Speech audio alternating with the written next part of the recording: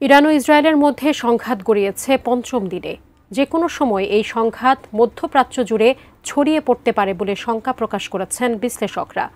এমন উত্তেজনার মধ্যে ইরানের রাজধানী তেহরানের বাসিন্দাদের হুঁশিয়ারি বার্তা দিয়েছেন মার্কিন প্রেসিডেন্ট ডোনাল্ড ট্রাম্প। তিনি জরুরি ভিত্তিতে তেহরান শহরটি খালি করতে বলেছেন। এরই প্রেক্ষিতে খবর এলো ইরান ইসরায়েল সংঘাতে সরাসরি জড়িয়ে পড়ছে চীন। এমনকি বিমানে করে অস্ত্র পাঠিয়েছে ইরানের এই মিত্র দেশটি। বিস্তারিত জানাচ্ছেন শেখ ফরিদ। ইরান ইসরায়েলের চলমান সংঘাত ইস্যুতে এক বিবৃতি দিয়েছে বিশ্বের উন্নত 7 দেশের জোট G7। কানাডায় চলমান G7 সম্মেলনে জোটটির নেতারা এবার সরাসরি ইসরায়েলের পক্ষই নিয়েছে। বিবৃতিতে জোটের নেতারা ইসরায়েলের আত্মরক্ষার অধিকার রয়েছে বলে মত দিয়েছেন। সেই সঙ্গে বলা হয়েছে ইরান আঞ্চলিক অস্থিতিশীলতা এবং সন্ত্রাসের প্রধান উৎস। এমন পরিস্থিতিতে বসে নেই ইরানের মিত্র দেশগুলো। এবার তেহরানের পক্ষ নিয়ে ইরান ইসরায়েল সংঘাতে সরাসরি জড়িয়ে পড়েছে চীন, এমনকি গোপনে দিচ্ছে অস্ত্র। তেহরানে বেইজিংয়ের একটি কার্গো বিমান নামার পর থেকেই শুরু হয়েছে এমন জল্পনা কল্পনা। এসএমসি ওটসালাই এলো আরো উন্নত নতুন প্যাকে, জীবন বাঁচায়, জীবনকে এগিয়ে নিয়ে যায়।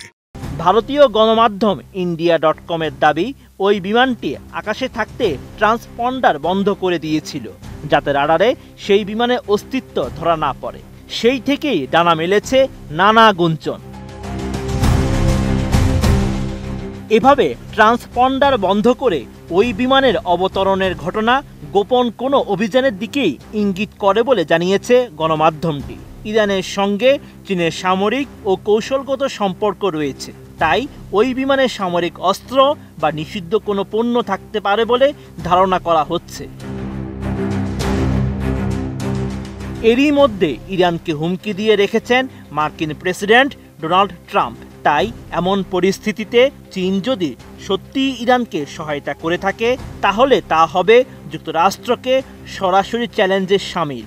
ইসরায়েলের সঙ্গে ইরানের এই লড়াইয়ে এরই মধ্যে তেহরানের পাশে দাঁড়িয়ে বার্তা দিয়েছে বেইজিং। পুরোপুরি গভীরভাবে পর্যবেক্ষণের কথাও চীন জানিয়ে রেখেছে।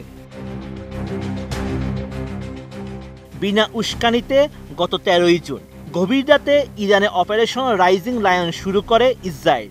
এতে সামরিক শক্তিধর কয়েকটি দেশ দুই ভাগে বিভক্ত হয়ে পড়ে। বিশেষ করে চীন, রাশিয়া, তুরস্ক, পাকিস্তান ও সৌদি আরব সহ বাকি মুসলিম বিশ্ব ইরানের প্রতি সমর্থন জানায়। আর যুক্তরাষ্ট্র সহ পশ্চিমা দেশগুলো ইসরায়েলকে সাহস ও অস্ত্রের যোগান দিয়েই যাচ্ছে। Sheikh Farid, ATN news.